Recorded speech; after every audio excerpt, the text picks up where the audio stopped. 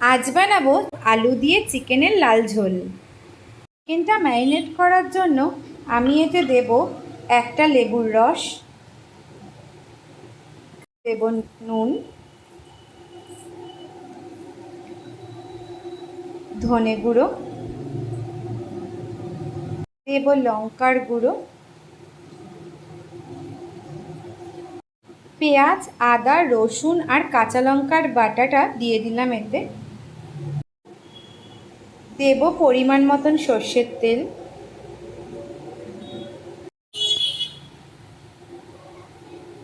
দিলাম হলুদ।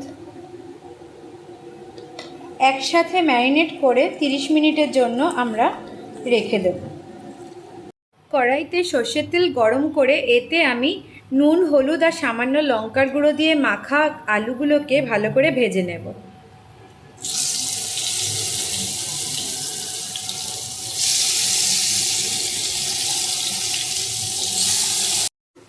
আলুগুলো ভাজা হয়ে গেছে, এরপর আমি এগুলোকে তুলে রাখবো। ভাজা আলুর তেলটার মধ্যেই আমি দেব শুকনো লঙ্কা, দুটো এলাচ, দারচিনি, লবঙ্গ আর একটা তেজপাতা। এরপর এতে পেঁয়াজ কুচিগুলো দিয়ে ভালো করে লাল লাল করে ভেজে নেব। মাংসের ঝোলের কালার আরও গাঢ় আসার জন্য আমি এতে দিলাম চিনি। পেঁয়াজ ভাজা হয়ে যাওয়ার পর এতে আমি দিয়ে দেব টমেটো পিউরি,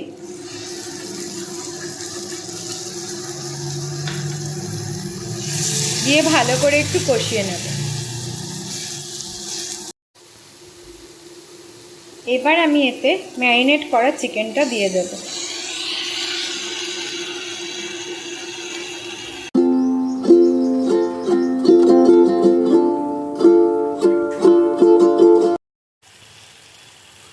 এইবার এতে আমি ভাজা আলুগুলো দিয়ে দেব।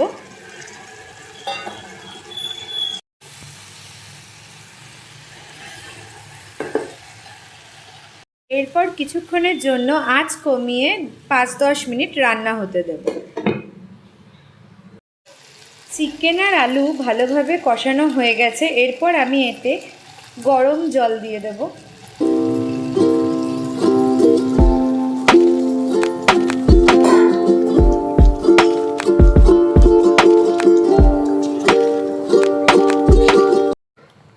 ভালোভাবে ফুটে গেলে এরপর আমি ঢাকা দিয়ে আরও 10 মিনিটের জন্য রান্না হতে দেব। চিকেন আর আলু ভালো মতন সেদ্ধ হয়ে গেছে, এরপর আমি এতে ছোটো চামচের 1 চামচ মতন ঘি, অল্প গরম মশলা ছড়িয়ে রান্নাটা শেষ করব। একদম সিম্পল ওয়েতে রেডি হয়ে গেল বাঙালির প্রিয় চিকেনের ঝোল।